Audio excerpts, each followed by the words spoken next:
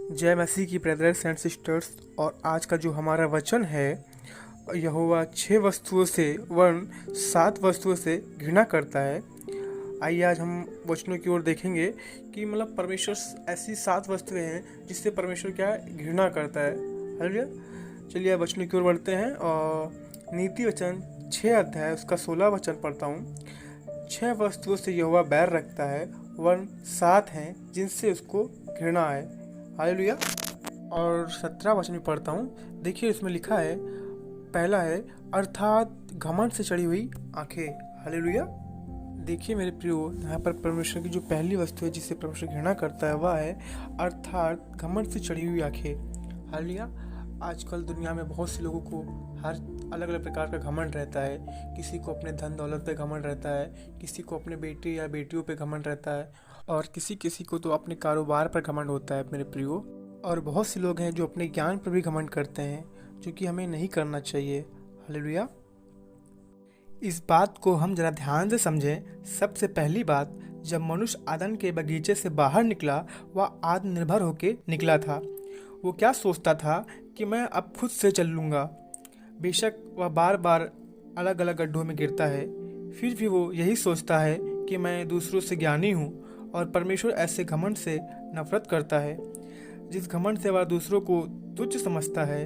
ध्यान रखे, मनुष्य अगर परमेश्वर के खिलाफ बलवा करे, वो परमेश्वर को कोई असर नहीं करता है, क्योंकि परमेश्वर फिर भी लोगों का देखभाल करता है। सारी सृष्टि का परमेश्वर के सामने ये मनुष्य खास करके एक चींटी के समान है। देखिए, जब एक व्यक्ति खुद के भाइयों को निजी दृष्टि से देखता है और दूसरों का आदर नहीं करता, परमेश्वर को वो दर्द देता है, क्योंकि सर्वशक्तिमान परमेश्वर सबको एक जैसा प्रेम करता है और एक जैसा देखभाल करता है। हालेलुया। दूसरी बात, झूठ बोलने वाली जीभ। ये झूठ बोलने वाली जीभ एक जीवन के व्यक्ति के अंदर की दुष्टता को बाहर दिखाती है। जो दिल का सच्चा है वह झूठ का सहारा कभी नहीं लेगा अपने आप को बचाने के लिए। सच्चाई में दम है, दिलेरी है, और एक व्यक्ति जो सत्य में खड़ा होता है कुछ भी कीमत देने को तैयार होता है। उसी समय झूठ को बोलने वाली जीभ भरोसे को बर्बाद कर देती है। एक दूसरे के ऊपर का आस्था टूट जाता है, तालमेल बिगड़ जाता है, लोगों के साथ का प्यार खत्म हो जाता है, और ये झूठ बोलने वाली जीभ एक व्यक्ति को कत्ल तक पहुंचा सकती है। हालेलुया। और तीसरी बात, और जो व्यक्ति निर्दोष का खून बहाता है, परमेश्वर उसको नफरत करता है।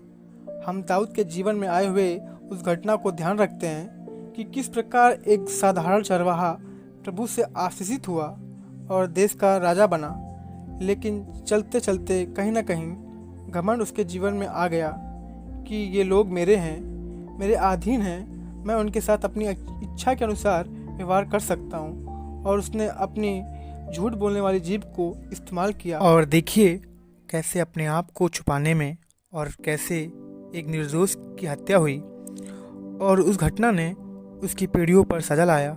और पवित्र परमेश्वर ने दाऊद को अपना पवित्र मंदिर भी बनाने नहीं दिया। ये हम सब के लिए चेतावनी है कि अगर परमेश्वर ने दाऊद को नहीं बख्शा, जो उसके हृदय के अनुसार व्यक्ति है, जिसने कितनी भजन संगीताएँ लिखी और कुछ तो प्रभु यीशु के कष्ट के भविष्यवाणियाँ हैं, तो क्या परमेश्वर हमें बख्शेगा जो इसी रास्ते में चले? प्रार्थना करते हैं हम। आइए अपने दैनिक जीवन में हम ध्यान से चले, क्योंकि परमेश्वर अपना दिव्य स्वभाव दिखाना चाहता है। जब हम पाप में भरे इस अंधकार भरे दुनिया में जीते हैं, आइए नम्र दिल के साथ सबको एक समान आदर करते हुए प्रभु की इच्छा के अनुसार चले। हमारे अनुग्रहकारी पिता परमेश्वर, आपका धन्यवाद देते हैं आपके पवित्र वचन के लिए। बाप, आप एक एक से बातें कर रहे हैं प्रभु। बेशक हम आपको आमने सामने देख ना सके, तो भी आप हमारे साथ हैं। आपका वचन हमारे पास है प्रभु। आपको प्रसन्न करने वाला जीवन बिताने के लिए हम एक एक को मदद कर, आपके स्वभाव को जानकर चलने के लिए मदद कर। आपकी आशीष मांगते हैं, हमारा जीवन दूसरों का तसल्ली का कारण बने। यीशु मसीह के मधुर नाम से मांगते हैं, आमीन।